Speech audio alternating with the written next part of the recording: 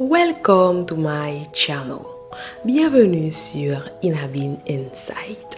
Aujourd'hui, je t'invite à plonger dans un film qui ne se contente pas de divertir, mais qui dérange, interroge, secoue.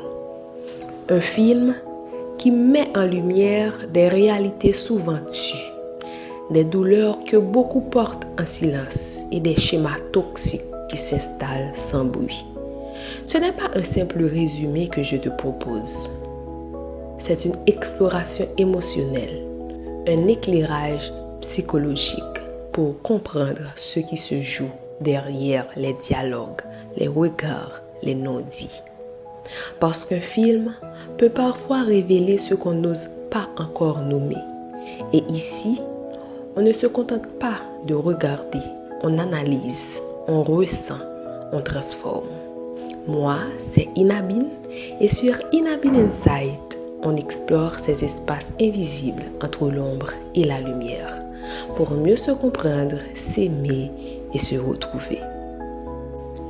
Le film Abu, réalisé par Tyler Perry avec une Taraji Henson plus vrai que jamais, est un film qui va bien au-delà du simple drame et qui nous force à nous poser une question essentielle.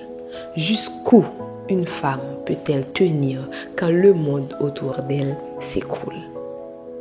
Dans ce film, on suit Jania, une mère célibataire épuisée à bout de souffle.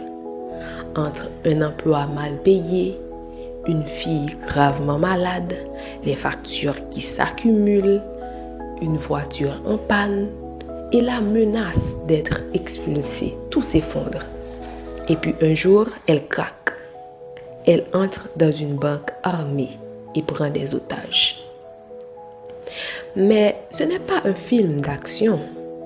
C'est une plongée dans la souffrance silencieuse que vivent beaucoup trop de femmes invisibles dans notre société.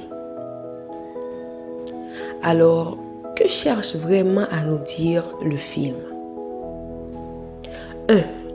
Ce film montre que la pression du quotidien peut briser n'importe qui. Jania ne veut pas nuire, elle veut juste respirer. Mais quand toutes les portes se ferment, quand la vie devient une cage, même les plus douces finissent par crier. Le film nous rappelle que l'effondrement émotionnel, ce n'est pas de la faiblesse. C'est une alarme, un signal d'alerte. Deuxièmement, il montre le poids des responsabilités quand on est seul. Tyler Perry dépeint ici la solitude extrême de beaucoup de femmes, ce sentiment d'être abandonné, oublié. Quand tout repose sur tes épaules et que personne ne te demande comment tu vas, le corps et l'esprit finissent par lâcher. Troisièmement, il y a le twist psychologique final. Le film bascule à ce moment-là. La petite fille était déjà morte. Ce n'est plus juste l'histoire d'une mère à la recherche de sa fille. C'est l'histoire d'un traumatisme profond, d'une perte immense et de comment l'esprit humain peut parfois créer une illusion pour ne pas sombrer. Ce qu'on voit, c'est le déni, la douleur, les hallucinations d'une mère détruite. Et quatrièmement, le film soulève la solidarité féminine. Au cœur de ce chaos, il y a une lumière, des femmes, d'autres mères, des amis, des inconnus. Et c'est là le plus beau message du film, la force collective, la sororité. Cette capacité à se tendre la main, même dans le noir. Alors, si je devais résumer ce que ce film nous enseigne, je dirais ceci.